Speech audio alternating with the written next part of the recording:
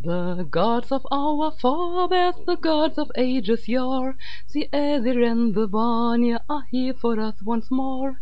We're living with the gods and they stand by our side, as they are our family throughout all time and tide. A road is newly travelled where long there had been none, both home and destination as we walk on and on. The road is never ending, it's beautiful and strong, it's spanned through all the countries and all may come along.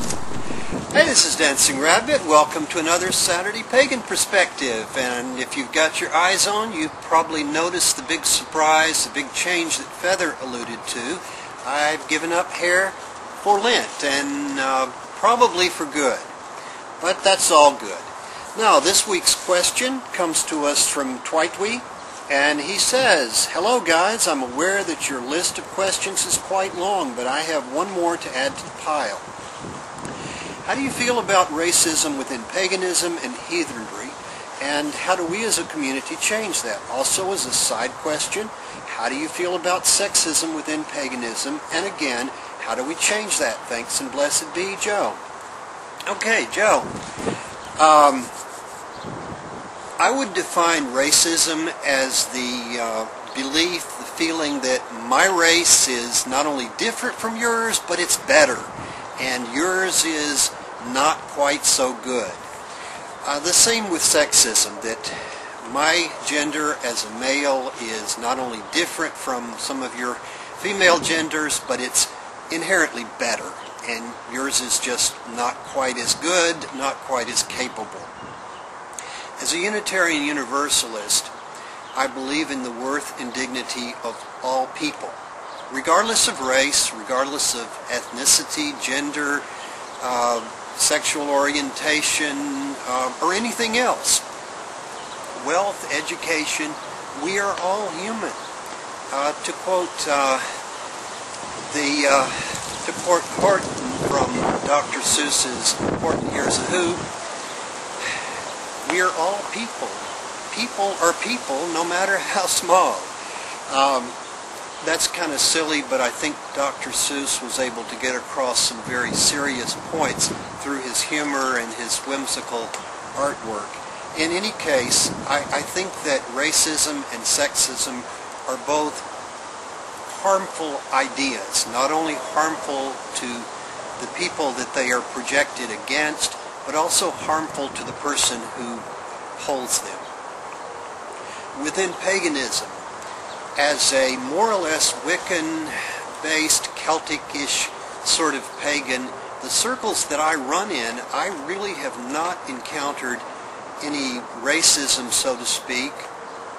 Perhaps we all harbor within us some degree of kind of unconscious racism, but as we're aware of it, we deal with it. Feather and I attend pagan night outs and pagan monthly socials and pagans across the height. We've been active in the local Pagan Pride Day. We meet with a group, a Covenant of Unitarian Universalist Pagans. Excuse me, it's kind of cold and windy out here. And we also attend Council of the Magical Arts festivals twice a year, and that's several hundred pagans for a half-week campout. I've personally not seen any racism there in any of these groups.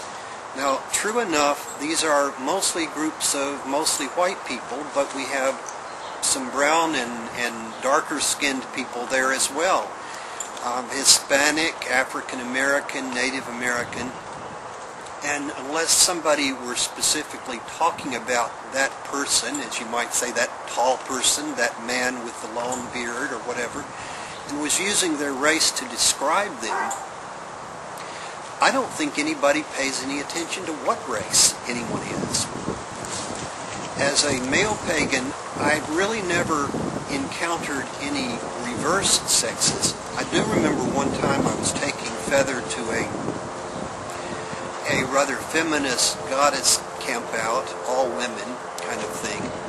And after I got through putting up her tent and was getting ready to leave, I was talking to one of the women, and she was shocked that I, as a man, also worship consider that sexism. I just consider that, well, that's a red news helicopter circling the neighborhood. I wonder what the... I just consider that as, you know, a lack of information and experience on her part. I think that she was very active in feminist circles, probably not so much in neo-pagan circles, and had just never run into a pagan man. She did, and, you know, she was enlightened. The question was specifically, I think, focused toward heathenism, heathenry. Heathenry is Norse Reconstructionist paganism. Norse, Germanic, Anglo-Saxon, and I think that they get the bad rap for being racist because the Nazis, particularly in the SS, did borrow, reconstruct, make up out of thin air Germanic, Norse rituals to incorporate in their thing, just as we Wiccan-based pagans get a bad rap for being devil worshippers. I mean, just because we use a pentacle and one of our main deities is a horned god. I think it's very similar. No doubt, within heathenry, there are individuals who were just basic, generic racist who joined the heathen clan as anyone would join any religion, and just brought their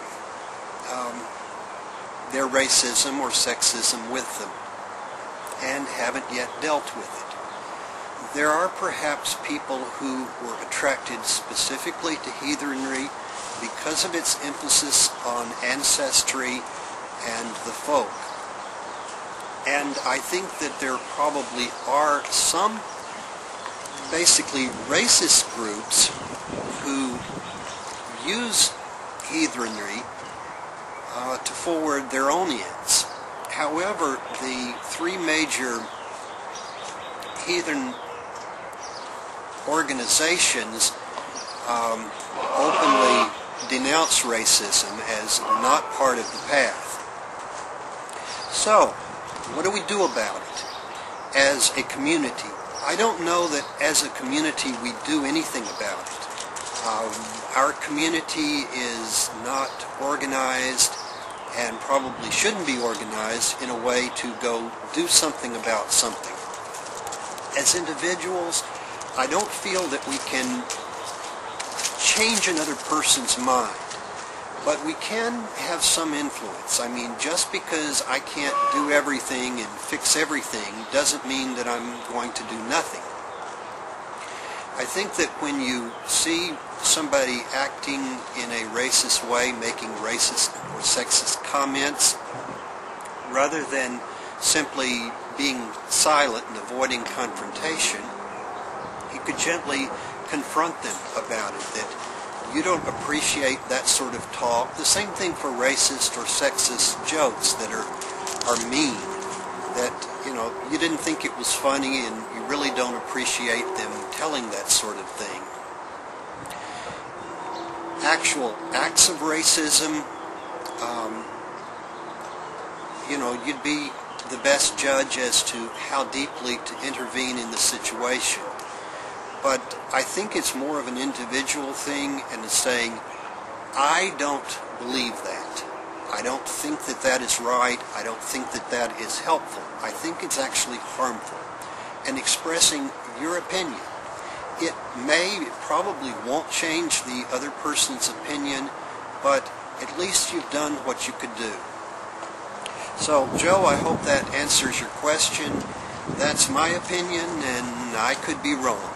So, till next week when we're talking about folk magic, this is Dancing Rabbit, wishing you and yours peace.